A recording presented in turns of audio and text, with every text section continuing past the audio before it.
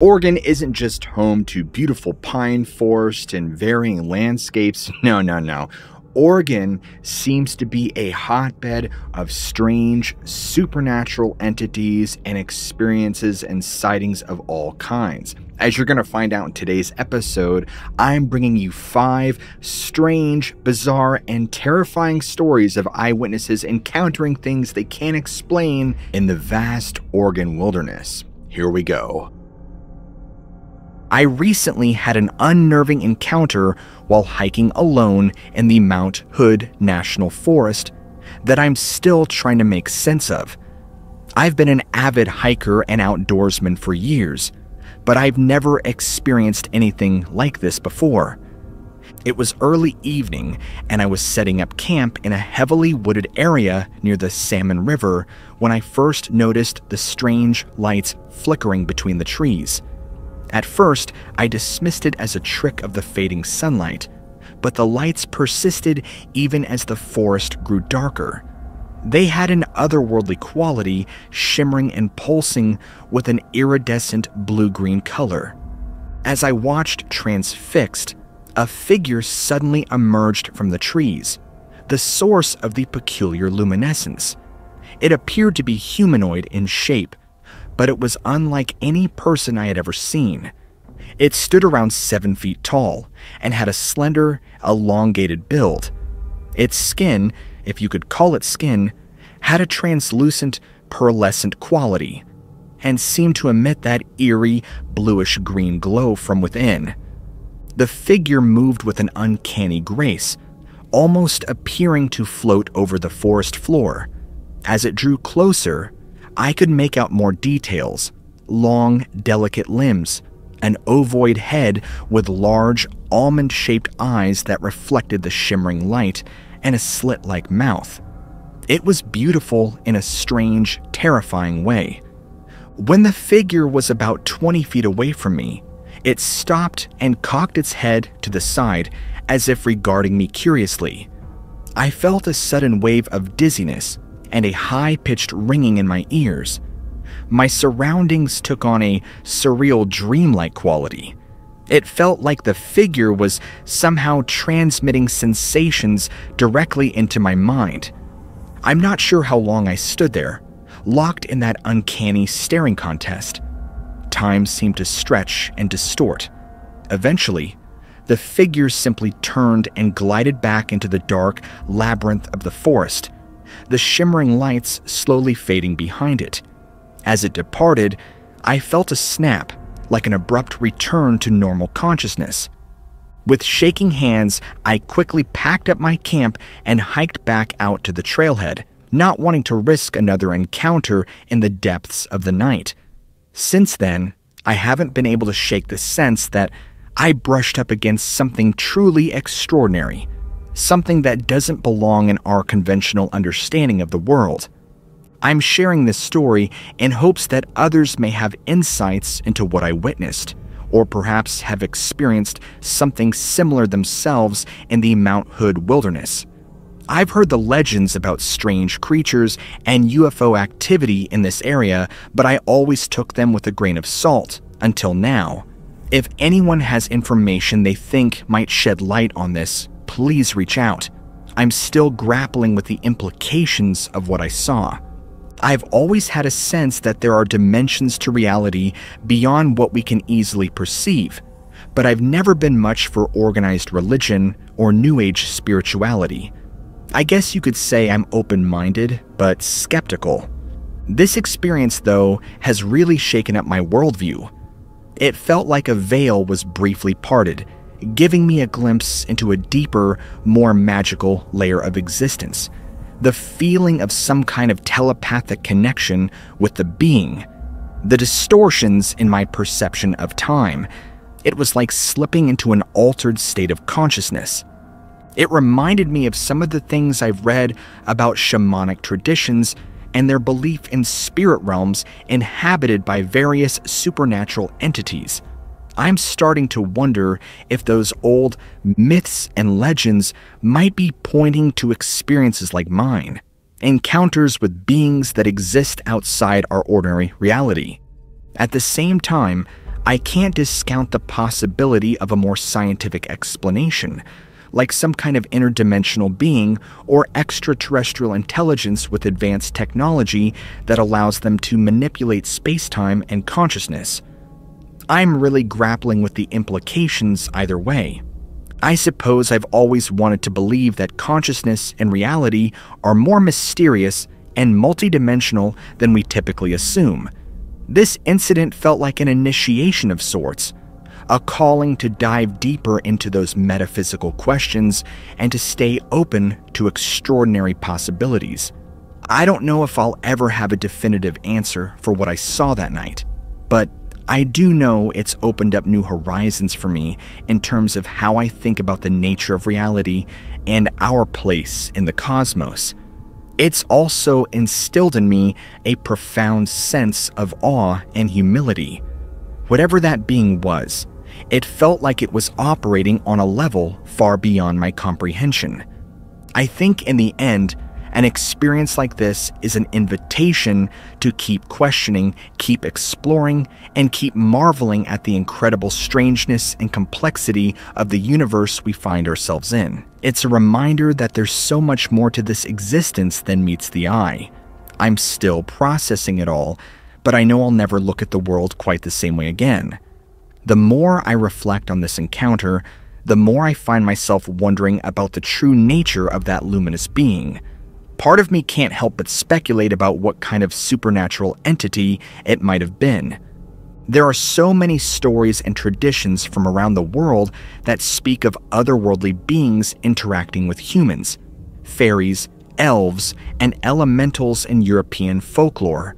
The various spirits and deities of indigenous animistic traditions, the jinn of Islamic mythology, and on and on. Many of these entities are described as having a sort of luminous or ethereal quality, not unlike what I witnessed. I also can't ignore these similarities to accounts of alien encounters, with the telepathic communication, missing time, and the feeling of being in the presence of a vastly superior intelligence. Could this have been some kind of extraterrestrial or extra-dimensional visitor? Perhaps one that's been interacting with humanity in different guises across the ages. The more I go down these rabbit holes, the more I start to wonder if there's been a concerted effort to keep this kind of information suppressed and marginalized. When you look at the long history of UFO sightings, cryptid encounters, and paranormal experiences, it seems like there's a pattern of these things being dismissed or covered up by official sources. I mean, if beings like the one I encountered are real and have been interacting with humans for centuries, wouldn't that completely upend our understanding of our place in the universe? It would challenge so many of our established belief systems and power structures. I could see why certain interests might want to keep a tight lid on that kind of paradigm-shifting knowledge. At the same time, I don't want to fall too far down the conspiracy theory rabbit hole. I think it's important to approach these mysteries with a balanced perspective, one foot in open-minded curiosity and the other in rational discernment. But I can't deny that my experience has made me more sympathetic to those who have been advocates for disclosure and transparency around these unconventional phenomena. Ultimately, I think experiences like mine point to the incredible richness and complexity of the universe we inhabit. Whether we're talking about spirits, aliens, interdimensional travelers, or something else entirely, it seems clear that reality is far more strange and multi-layered than our everyday consensus worldview allows for. I feel like I've been given a glimpse behind the curtain, and while it's definitely unsettling in some ways, it's also deeply thrilling and awe-inspiring that we are part of a grand cosmic mystery, and that our familiar reality is just one small facet of a much vaster and more enchanted cosmos. I don't know if I'll ever have all the answers, but I know this experience has set me on a path of deeper exploration and questioning, and that, in itself, feels like a profound gift.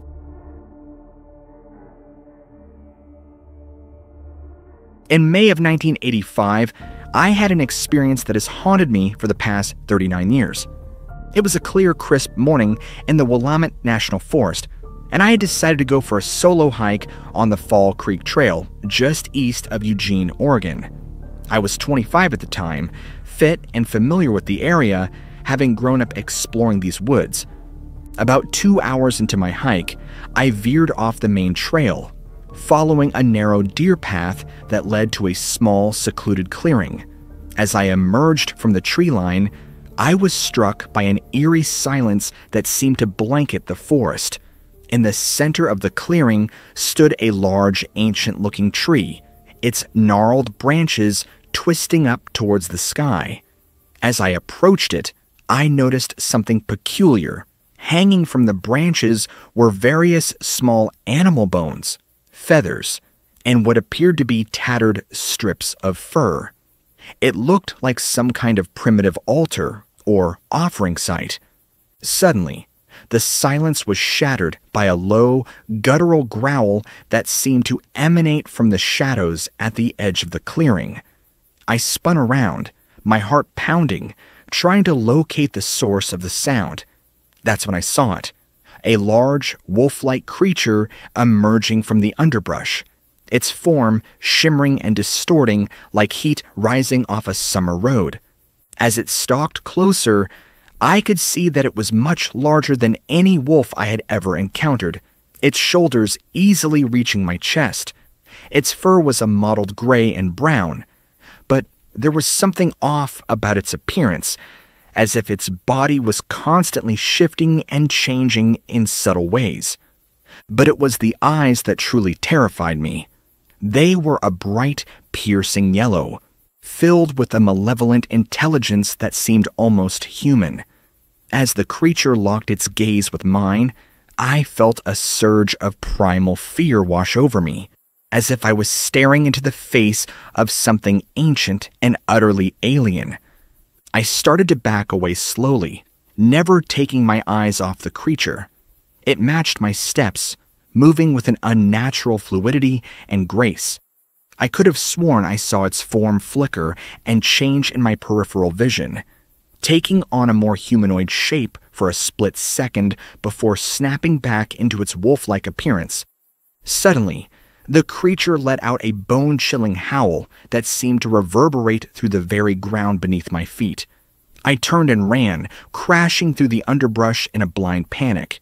I could hear the heavy panting and thudding of paws behind me, the creature giving chase. I ran for what felt like an eternity, my lungs burning and my legs aching. I finally burst out onto the main trail, startling a group of hikers who looked at me with a mix of concern and confusion. I must have looked like a madman, wide-eyed and babbling about a monster in the woods. I glanced back over my shoulder, but the creature was gone, vanished as suddenly as it had appeared. The hikers helped me back to the trailhead, but I couldn't shake the feeling of being watched, of some malevolent presence lurking just beyond the edge of my vision. In the years since, I've tried to rationalize what I saw, to chalk it up to a trick of the light or an overactive imagination. But deep down, I know what I experienced was real. I've researched the legends of skinwalkers, shape-shifting entities from Native American folklore, and I can't help but feel that I had a brush with one of these ancient, terrifying beings.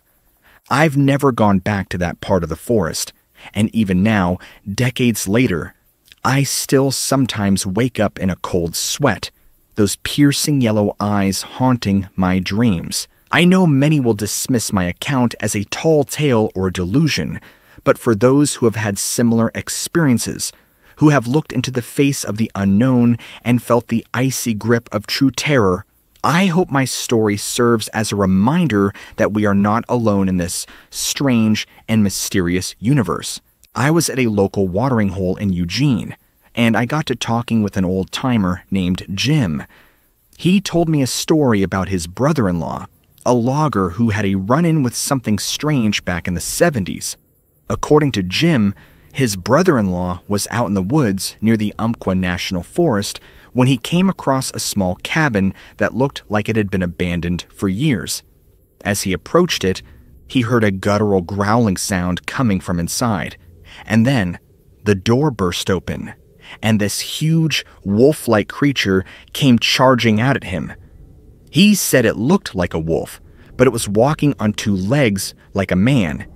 He hightailed it out of there and never went back. Another story I heard was from a woman I met at a UFO conference in Portland a few years ago. She claimed that her grandfather, who was a member of the Seelitz tribe, had told her stories of shape-shifting creatures that roamed the forests of the Coast Range. He called them Limickin, and he said they could take on the form of any animal, but their true form was something ancient and terrifying. She said her grandfather had a personal encounter with one back in the 50s, and it had haunted him for the rest of his life. Then there's the story I heard from a former Forest Service ranger I met on a hike near Bend. He told me about a series of strange animal mutilations that had occurred in the Deschutes National Forest back in the 90s. He said they found several deer and elk carcasses that looked like they had been surgically dissected, with organs removed, and strange symbols carved into their hides. He said the official explanation was that it was the work of satanic cults, but he always suspected there was something more sinister at play. I don't know what to make of all these stories, Lon, but they do seem to suggest that there's something strange and dangerous lurking in the forests of Oregon and Washington. Whether it's skinwalkers, Bigfoot, aliens, or something else entirely, I can't say for sure, but I do know that my own experience, as terrifying as it was not an isolated incident. I've tried to do some research on my own over the years, but it's hard to separate fact from fiction, especially when you're dealing with folklore and hearsay.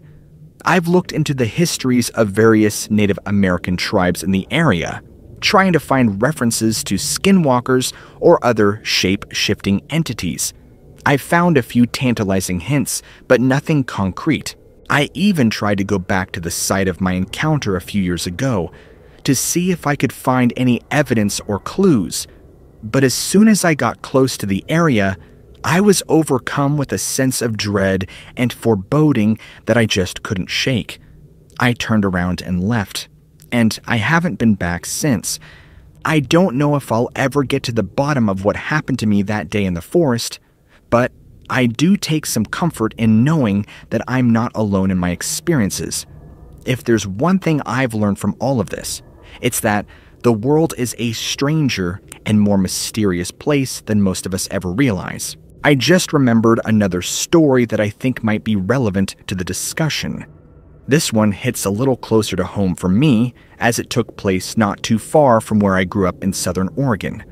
This was ages ago, and I was visiting my hometown, and I ran into an old high school buddy of mine named Tom. We got to talking about some of the weird things that had happened in the area over the years, and he told me a story that his uncle had told him when he was a kid. Apparently, back in the 60s, there was a string of disappearances in the hills near the reservation where Tom's uncle lived. At least 4 hikers went missing over the course of a few months, and the local authorities were at a loss to explain what had happened to them. Tom's uncle, who was a teenager at the time, said that there were rumors going around the reservation about a large, black, wolf-like creature that had been spotted in the woods. Some of the elders said that it was a kind of spirit animal, a guardian of the burial mounds that dotted the landscape. Others said it was something darker, a creature that fed on human flesh. One night, Tom's uncle and a few of his friends decided to go out into the woods to see if they could spot the creature for themselves. They hiked out to one of the burial mounds and set up camp, hoping to catch a glimpse of the beast. As they were sitting around the campfire, they heard a rustling in the bushes nearby. They turned to look, and that's when they saw it, a huge black shape moving through the trees, its eyes glinting in the firelight. Tom's uncle said it was the size of a bear, but it moved like a wolf, silent and fast. The creature stalked closer to the camp, and Tom's uncle and his friends started to panic. They grabbed their gear and took off running, but the creature gave chase. Tom's uncle said he could hear it panting behind him, getting closer and closer with every step. Just when he thought it was about to overtake him, Tom's uncle tripped and fell, tumbling down a steep embankment. He lay there at the bottom of the ravine, dazed and bruised, waiting for the creature to finish him off. But it never came. When he finally managed to climb back up to the top of the ridge, there was no sign of the creature, and his friends were nowhere to be found. He searched for them for hours, but he never found any trace of them. Tom said his uncle never really talked about what happened that night, but he was convinced that the creature had something to do with the disappearances. He said the local tribe had stories about shape-shifting creatures that could take on the form of animals, and he believed that's what they had encountered that night. I don't know what to make of Tom's story, but it does seem to fit the pattern of strange and unexplained disappearances in the forests of the Pacific Northwest. I've tried to do some research on the burial mounds in that area, but there's not a lot of information available. I did find a few references to a creature called the Keklekudla in the folklore of the local tribes, but the details are pretty vague. I know this is all just hearsay and speculation, but I can't help but feel like there's something to it. I mean, how many people have to go missing before we start to take these stories seriously? How many encounters with strange creatures in the woods before we admit that there might be something out there that we don't understand? Anyway, I don't mean to ramble on. I just thought this story might be of interest to you and your readers. Keep up the good work, and let me know if you come across any other stories like this in your research.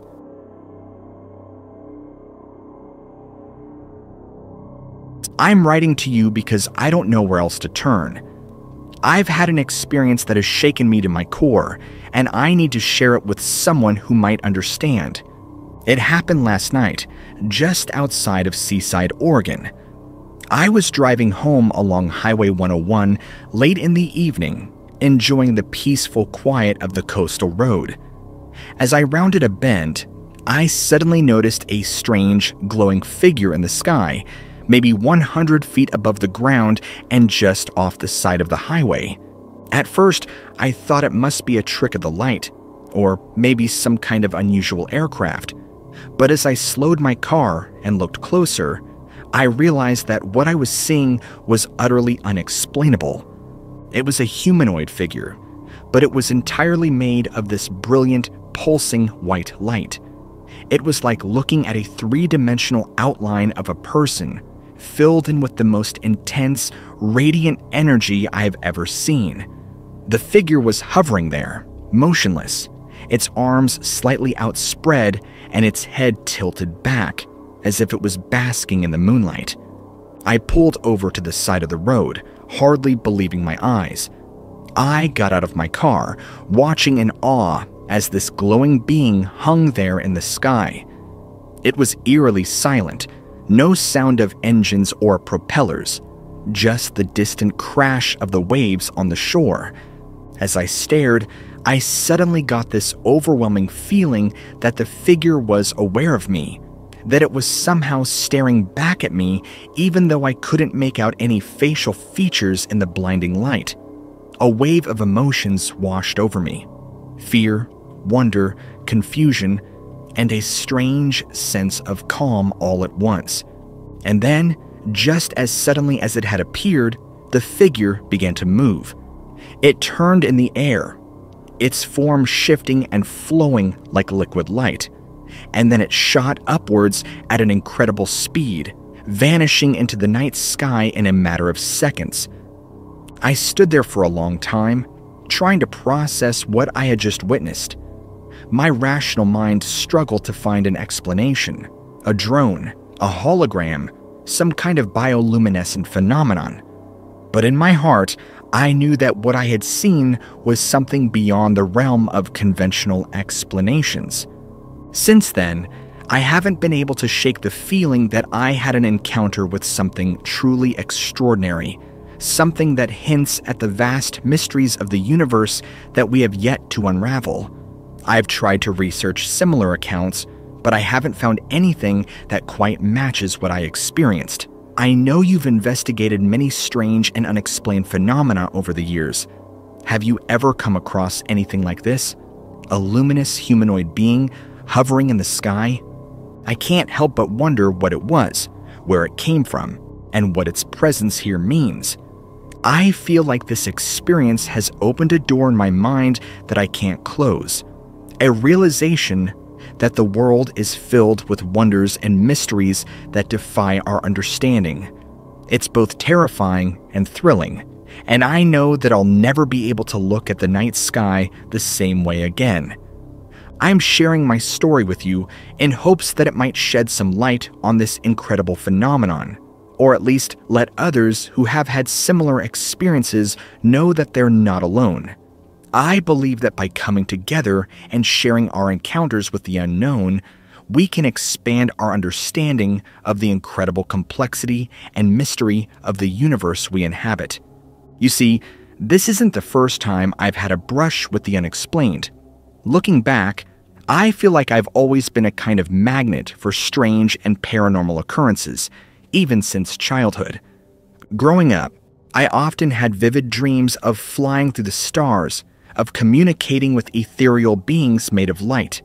At the time, I dismissed them as just the imaginative meanderings of a child's mind. But now, I can't help but wonder if they were somehow precognitive, a glimpse of the encounter I would have later in life. As I got older, I noticed that unusual things seemed to happen around me with surprising frequency. Electronics would malfunction in my presence, lights would flicker or burst, and I'd often wake up with mysterious bruises or marks on my body that I couldn't explain. I even had a few instances of missing time, where hours would pass without any memory of what had occurred. I've always been hesitant to talk about these experiences, fearing judgment or ridicule, but the event on Highway 101 has made me reevaluate everything. I can't help but feel that all of these strange occurrences are connected, that they're pointing to some greater truth about my role in this cosmic puzzle.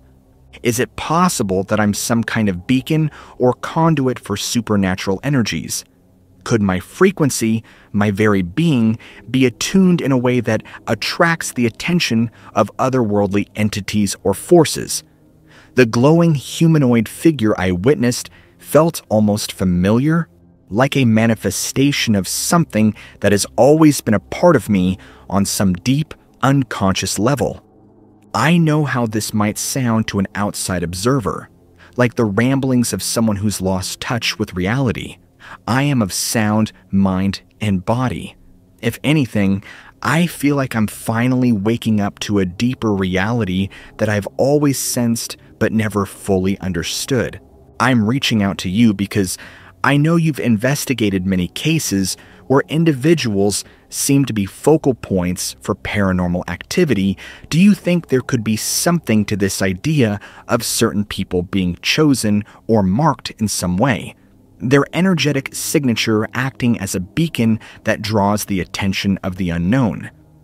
I don't know what this all means or what role I'm meant to play in this grand cosmic drama, but I feel a profound sense that I'm standing on the precipice of a great revelation, that the glowing being in the sky was a sign pointing me towards a deeper understanding of myself and my place in the universe. I mentioned that I've always seemed to be a beacon for strange and paranormal occurrences, but what I didn't share was that this tendency seems to run in my family, particularly on my mother's side. My grandfather was a member of the Warm Springs tribe, and he was known within the community as a powerful storyteller and a keeper of ancient wisdom. He would often gather us around the fire at night and regale us with tales of the spirits that walked the land, of shapeshifters and sky beings, of portals to other worlds hidden in the forests and mountains. As a child, I was enthralled by these stories, even as they sent shivers down my spine. My grandfather spoke of them, not as mere myths or legends, but as real experiences, encounters with the supernatural that he and others in the tribe had witnessed firsthand. He told of the Stick Indians, tall, slender beings that could disguise themselves as trees and lure unsuspecting humans off the trail. Of the Star People, luminous entities that would descend from the night sky in shimmering crafts. And of the Skinwalkers, malevolent shapeshifters who could take on the form of any animal or person. At the time, I took these stories with a grain of salt, seeing them as fascinating but ultimately fictitious.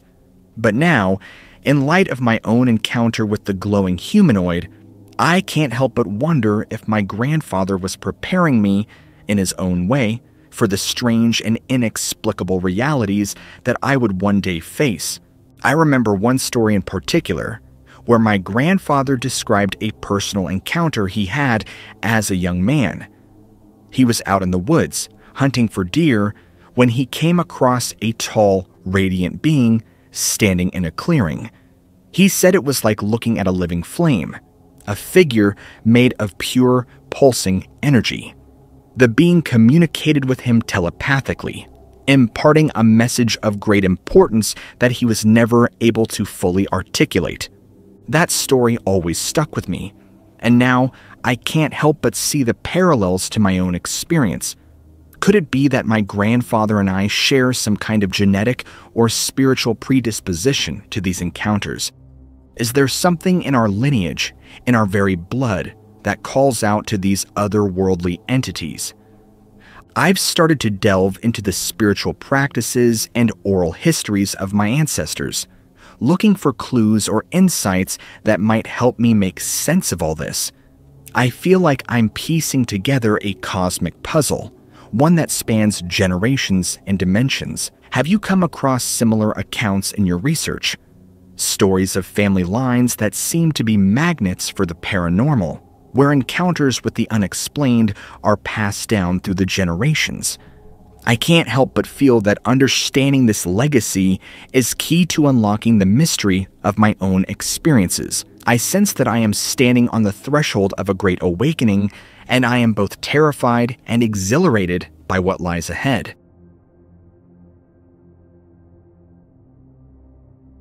I know folks are going to think I'm nuts, and honestly, I don't blame them. Thing is, I've seen stuff out in those woods that would make your hair stand on end. It's not something I talk about much, except for maybe with my closest hunting buddies, and even then, only after a couple of beers. I've been hunting up in the Cascades since I was old enough to hold a rifle. It's always been a solo thing for me. Something about the silence, the cool air, and being alone with your thoughts. Last fall, I headed toward my usual spot, a clearing deep in the forest where I have a little tree stand set up. This time, the air felt off. I couldn't put my finger on it, but there was a kind of prickling at the back of my neck that I usually only get when something big is close by, like a bear. But this was different. Stillness settled on the forest. I shrugged it off, attributing the nerves to the early morning fog and the usual pre-hunt jitters. Getting set up in my stand, I settled in for a long wait. A couple of hours passed with nothing but a few chipmunks to break the silence. Just when I was about to give up and pack it in, I heard it. It started as a low growl, just above a whisper, and I instantly froze. That ain't no sound I recognized from the forest. It morphed into a kind of clicking, like nothing I'd heard before, and it was definitely getting closer. The hair on the back of my arms was standing straight up, and my heart was pounding so loud I was afraid whatever it was would hear it. Glancing down, I saw movement in the bushes, about 30 yards away. Whatever it was big, moving on two legs, but hunched over. The fog kept me from getting a clear look, but its silhouette was wrong. Too long, too lean, like a person stretched out. Panic started to rise in my throat. It was slowly circling my stand. Then, those clicking noises got louder, and above them, I heard a kind of wheezing breath. Whatever this was, it was right below me. I don't remember much after that. Pure instinct kicked in. I must have scrambled down and bolted because the next thing I knew, I was running back towards the truck, my rifle abandoned back at the clearing. I didn't stop until I was spitting gravel onto the trailhead. Looking back, there were always little things, flickers of movement in the corner of my eye. These experiences were brushed aside as childhood overactive imagination, or dismissed with a logical explanation. But after that encounter in the woods, the subtle strangeness became undeniable. There were nights I'd swear I saw a pair of glowing eyes peering into my window from the tree line. The old hound dog we had at the time would let out these blood-curdling howls in the middle of the night, staring fixedly into the darkness beyond the back porch. Evenings spent huddled with my brother around a crackling campfire took on a new edge, the shadows dancing a little too wildly, the forest sounds seeming a touch more menacing. The logical part of me, the one raised on reason and science, fought against these creeping feelings. But that primal fear, the cold sweat that slicked my back during those encounters in the woods, lingered. My personal experiences are limited, as you know, but my dad, well, that's a whole different story. He grew up in a small town nestled right at the foothills of those same creepy cascades I mentioned. Unlike me, he wasn't much for hunting, but he swore by the local legends. Tales of strange lights in the sky, phantom screams echoing through the valleys, and of course, whispers of demonic activity. Back then, these were just campfire stories, the kind that sent shivers down your spine but held a certain thrill. Then came the summer Dad turned 16. His family lived in a ramshackle old farmhouse, passed down through generations. It was a drafty, creaky place, perfect for setting the scene for a good ghost story. But for Dad, it became a living nightmare. It started subtly, objects going missing only to reappear in nonsensical places, disembodied whispers in the dead of night, flickering lights that defied explanation. These occurrences escalated quickly, culminating in full-blown poltergeist activity. Furniture flung across rooms, disembodied screams that tore through the house, and an oppressive, suffocating feeling that seemed to cling to the very air. One particularly bad night, Dad described a chilling presence, an unseen entity that radiated pure malice. He claimed to see swirling shadows in the corners of his vision, feel an icy touch on his exposed skin, and hear a voice, a raspy, inhuman growl that spoke his deepest fears in a way that sent chills down his spine. It was an experience that left a lasting mark on him. The activity eventually stopped as abruptly as it began. The farmhouse remained, but the scary feeling was gone. Dad never talked much about those events until after my encounter in the woods. That experience brought it all back for him, proving that he really did see some dark stuff when he was younger. We never talked about it in detail, but we both knew there was weirdness going on in those woods. It was a scary reminder that what I saw wasn't an accident, and the Cascades have secrets I don't think anyone will ever figure out.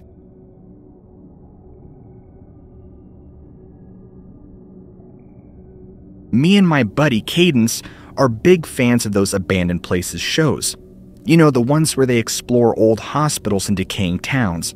There's a ton of those out here in Eastern Oregon, left over from when the mines shut down. So last weekend, after Cadence saw a post online about some ghost town, we decided to check it out. This place was about 2 hours outside of Pendleton, a real nowhere town. Pulling up in Cadence's beat-up truck, I could see why nobody chose to stick around. Crumbling buildings, cracked roads, the whole place had an eerie vibe, like a set from one of those old westerns. We spent the afternoon hopping from one abandoned house to the next, snapping pictures on our phones. It was kind of fun, in a spooky way.